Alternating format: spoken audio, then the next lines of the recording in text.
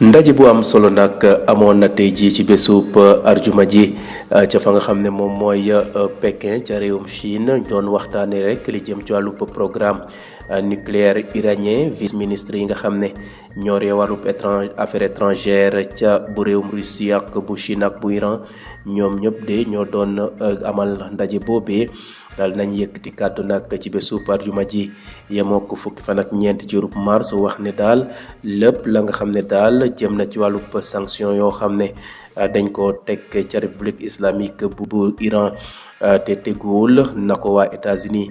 daal di tegee nale ndaje boobu sax mu ngi am ginnaaw bu Donald Trump nag di njiitu réew USA bu bees bi waxee ne nag na waa Iran daal di collaborer ci la nga xam ne moo jëm ci wàllub enrichissement uranium boobee waaye nag su ko moytuwulee nag manees nañu def action militaire jëmale ko ca république islamique bu Iran ba tax na nag ministre yooyu daal wax nañ ne la jëm ci ni mel nañ ko teg ca suuf. des ba léegi nag ci continent asiatique ñu gis ne nag ab jàmm mu ngi bugg a am ci diggante Azerbaïdjan ak Arménie ginnaaw bu ñu amalee jotoon a guerre ñaari yoon guerre yu métti sax négociation yooyee nag daal nañ ko tàmbali démb nag ci bésub alxames gi yemoon ak fukki fan ak ñett ci weeru mars ku nekk daal ci sa wàll wax nga ne daal gise ga am na njëriñ te di nga naal di jëfee lañ ca wax ñu gis ne nag processus de négociation boobee nga xam ne day dëggal jàmm ba faw ci diggante ñaari réew yooyee nga xam ne ñoom ñoo bokk frontière di Arménie ak Azerbaïdjan nekkoon na loo xam ne lu am solo la ba tax na nag ginnaaw bu mu doon jàkkaarloo ak taskatu xabaar yi ministre azerbaïdjanais yore wàllu affaires étrangères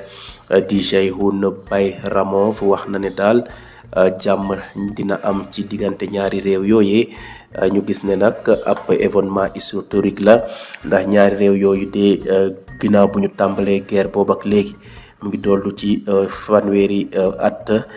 conflit bi nga xam ne moo dox seen diggante ci diggante ab région bu ñuy wax Haut-Karabakh ñu gis ne nag waa Azerbaïdjan jotoon nañu def offensive bu am solo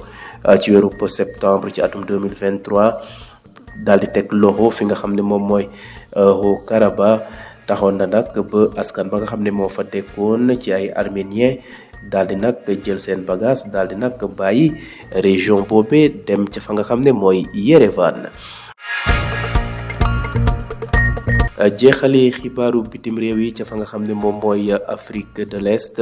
ab ngelaw bu métti bu ñuy wax Jude moo doon jaar fa nga xam ne moom mooy Mozambique ci bésub altine gi weesu yemoon ak fukki fan ci weeru mars ci atum 2025 waaye nag gis nañ ne de ngelaw ba gaawoon na lool lu tollook téeméer ak juróom-ñeent fukki ak juróomi kilomètre ab heure la doon daw bilan ba nag daal dinañ ko publier démb ci bésub alxames gi yemoon ak fukki fan ak ñett ci weeru mars institut de gestion des désastres nag moo def ni mel wax nañ ne daal ngelaw boobee daal dina faat lu tollook juróom-ñeenti nit lu tollook ñaar fukki nit de am ay gaañu yu metti wax nañ ne nag la jëm nag ci wàllu yàqute ci jëm ci wàllu matériel nee nañu bari nañu lool waaye nag teewul de wax nañu sax bilan bi mënees na ëpp ni mel ndax taw ya daal ñu ngay wéy di wàcc ba léegi ca réew Mozambique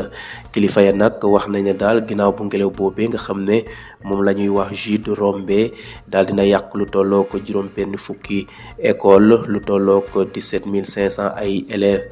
yoo xam ne mënatuñu dem jàngi ki nga xam ne nag mooy Guy Taylor di porte-parole UNICEF ca Mozambique wax na ne daal mu ngay ragal épidémie choléra wala paludisme daal di am ci réew moomee. Réunis à Pékin dans le cadre de discussions tripartites sur le programme nucléaire iranien, les vice-ministres des Affaires étrangères de la Russie, de la Chine et de l'Iran ont appelé aujourd'hui vendredi 14 mars à lever toutes les sanctions unilatérales illégales visant la République islamique dans un contexte de forte pression exercée par l'administration Trump. Restons toujours dans le continent asiatique. L'espoir d'une paix entre l'Azerbaïdjan et l'Arménie renaît après 2 guerres. À l'issue de négociations, les 2 pays du Caucase ont annoncé Hier, jeudi 13 mars, chacun de leur côté s'est entendu sur un accord de paix. Le processus de négociation sur le texte de l'accord de paix avec l'Arménie a été conclu, a déclaré à la presse le ministre azerbaïdjanais des Affaires étrangères, Ceyhun Bayramov. C'est un événement historique après plus de 30 ans de conflits et de tensions, notamment au sujet du Haut-Karabakh. À l'issue de l'offensive azerbaïdjanaise de septembre 2023, Bakou a repris le contrôle total du Karabakh, ce qui a poussé à l'exode de la totalité de sa population ethniquement arménienne, plus de 100 000 personnes. Bouclons ce rapide survol de l'actualité internationale en Afrique de l'Est, où le cyclone Jude a frappé lundi 10 mars 2025 les côtes du nord du pays avec des rafales de vent dépassant les 195 km/h. Le dernier bilan publié jeudi par l'Institut de gestion des désastres a fait état de 9 morts et 20 blessés. Les dommages matériels sont importants et le bilan continue de s'alourdir alors que les pluies se poursuivent. Selon les autorités mozambicaines, Jude a également a détruit près de 60 écoles, laissant environ 17 500 enfants sans possibilité de poursuivre leur éducation.